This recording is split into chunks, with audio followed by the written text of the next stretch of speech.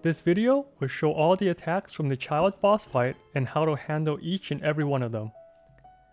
To unlock this fight, just progress through the main story quest that unlocks at AR35. This questline came out along patch 1.1. After beating him in the story, you can teleport south of Liyue to fight him again as a new weekly boss. For this fight, I'll have a mirror match with a Childe of my own. After the solo kill, I'll show the rest of the attacks that this boss can dish out. Please don't complain, Childe was my pity roll since I saved up all my gems by not rolling on the Klee banner. This fight has 3 phases. Phase 1 and Phase 2 are much easier when fighting as a ranged unit. When you start the fight, he won't attack until you move. I suggest walking to the side to not get hit by his initial arrows. In Phase 1, you can dodge all his attacks by walking around him in a circle. He has 3 attack patterns that shoots in a straight line. Try this. One attack fires 2 to 6 arrows while tracking you down. You can easily avoid this by walking to the side. He will slide back a little from his last shot, and you can use this as your indicator to punish.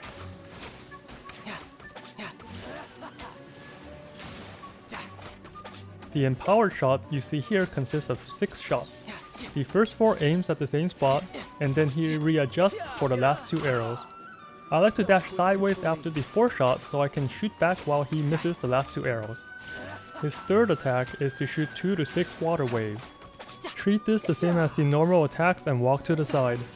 When he is done after each of these attacks, you can sneak in a couple hits while Childe is recovering. As long as you don't get hit, this is pretty much all of Phase 1. Just play it safe and don't get too greedy when punishing him. If you do get hit, then Childe will do additional attacks that I'll explain later after this solo kill.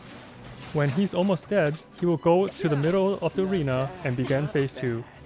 When his health bar disappears, you can start attacking.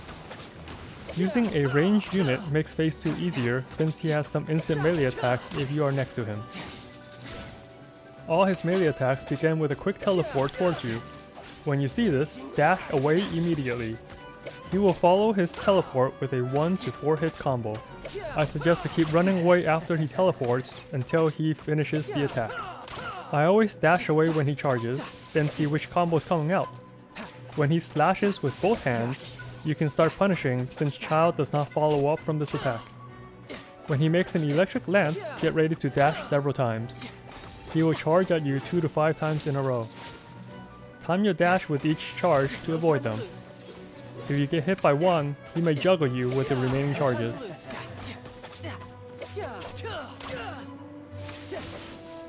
Once his health is gone, Phase 3 will begin. Fighting close or far is about the same difficulty in Phase 3. He also teleports to and away from you, so you can't really pick one range or another. His projectile attacks are easy to dodge at range. His melee attacks are slower, so make sure you delay your dashes. In melee, he can do a slow single attack that you see here, or a slightly faster 2 hits that you see here. Regardless of which melee attack the boss uses, I like to dash behind him. Just time your dash's iframes with the slower or faster attack to avoid damage. Again, his projectiles have a very obvious startup. Just dash to the side to avoid them. When in melee, just focus on the boss's arms. When he raises them, get ready to dodge. Just focus on dashing and dodging until the boss is dead. If you do get hit, then the boss will use additional attacks that I'll cover later in this video.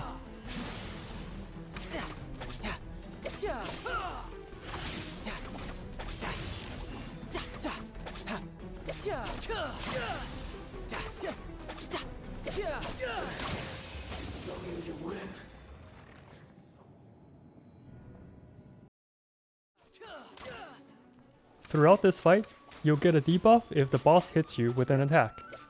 In Phase 1, this debuff will cause Childe to use 2 new attacks on you. One of them is a rain of arrows. You can just keep walking to avoid these arrows.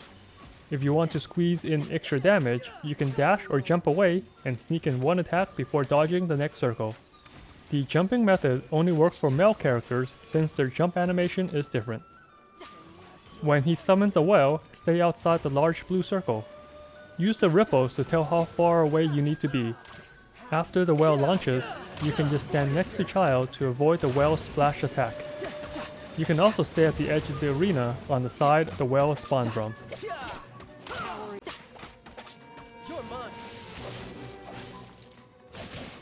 In phase 2, if you decide to fight in melee range, he can put up a shield. If you keep attacking and break the shield multiple times, Childe can be staggered for almost 10 seconds.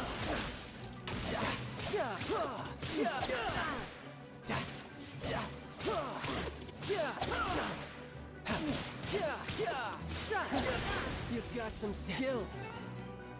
In phase 2 and 3, he can put an electric ring around you and perform a Dragoon jump attack. The only sure method to avoid this is by using Venti's E and float into the air. I tried using iframes from your dash many times, but was only able to avoid half the attack since the lightning strikes you twice. The more viable method for most players is to use shields. Both Noelle and Beidou are good for this, since their shields and counter can absorb a good amount of damage from Childe's lightning jump. Here, you can see the lightning jump actually hits 2 times. My Noelle shield absorbed most of the first hit and broke, causing me to take full damage on the second hit. In this clip, I was able to use my iframes to avoid one of the attacks, but am unable to avoid the second hit. I think the lightning jump has too many active frames for the dash to completely avoid. Now for the remaining attacks in phase 3. Here are some of the other projectile attacks. He can shoot arrows, call down a lightning circle, send out water geysers, and shoot linear water slices. All these attacks are easily avoided by dashing to the side. Childe can do 2 to 4 thrust attacks.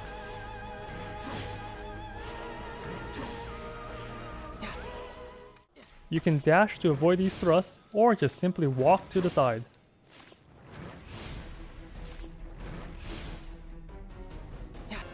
If you get a debuff, you can also shoot a larger rain of arrows similar to phase 1. There are 5 safe spots from this attack. The center of the arena is the best spot to be. There are also 4 smaller safe spots on the 4 corners of the arena. Yes, this place is basically a circle, but imagine there are 4 corners anyway. Childe can still summon a whale which behaves the same as phase 1. Just stay outside the ripples when it gets summoned. Then stand next to the boss to avoid the splash. Even if the whale gets summoned directly beneath you, there's plenty of time to run out of the summon circle. You can also stay at the edge of the arena. Just don't be near where it lands. The strongest attack from this boss is once again the unavoidable lightning jump. We handle this the same way as phase 2. We can use shield characters or Beidou's counter to mitigate some of the damage. You can also swap in a sacrifice to eat the attack. Or, if you were able to get your hands on a Venti, you can just float away to avoid the attack completely. Hope this guide will help you take down this new boss. This one is a very fun and active fight similar to the wolf boss. I wish you luck in your fight, and even more luck on your loot.